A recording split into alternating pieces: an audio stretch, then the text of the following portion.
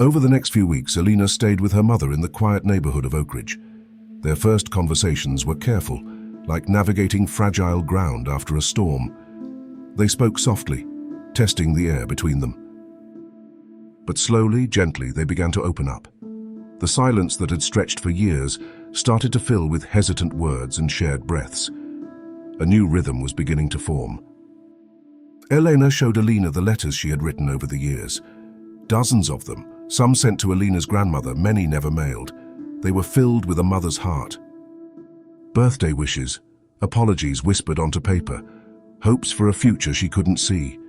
There were even sketches of the person Elena imagined Alina would become. A photograph of her daughter had stayed on the dresser all this time. One night, as they sat together under the quiet stars, Elena spoke softly. "I used to imagine your voice," she whispered, her gaze distant. "Now, hearing it here with me, it feels like a dream I never thought would come true." Alina smiled gently, a warmth spreading through her chest. "I used to imagine you too," she replied. "But I never knew it was you I was missing all along." The more time they spent together, the more pieces of their broken past began to mend.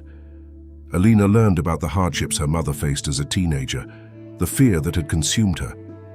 She heard how the decision to leave had haunted Elena every single day since. And Elena, in turn, learned about the quiet loneliness Alina had carried, a feeling of incompleteness she couldn't explain, a sense that a part of her story was missing. Understanding began to bridge the gap. One afternoon, they visited Alina's grandmother's grave together. Elena knelt quietly by the stone, tears welling in her eyes.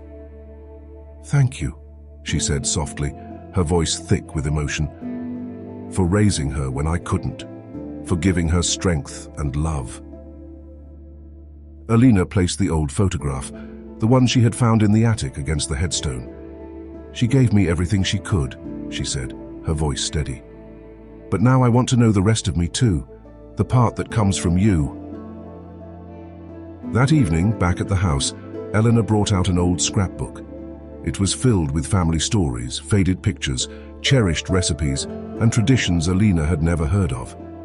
It felt like opening a door into a part of herself that had always been locked away. "I don't expect things to be perfect overnight," Elena said, her voice trembling slightly. "But I want to be here now, truly here, if you'll let me." Alina reached out across the space between them and held her hand. Her grip was firm, reassuring. "You already are," she said simply.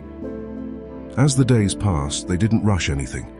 They took slow walks through the neighborhood, cooked simple meals together, and found themselves laughing at small, shared moments. Each shared memory, each quiet conversation, became a brick. They were building a new foundation, not replacing the past, but creating a future. A future they were carefully, hopefully, building together, one day at a time. And for the first time in a long time, perhaps for the first time ever, Alina felt a sense of wholeness.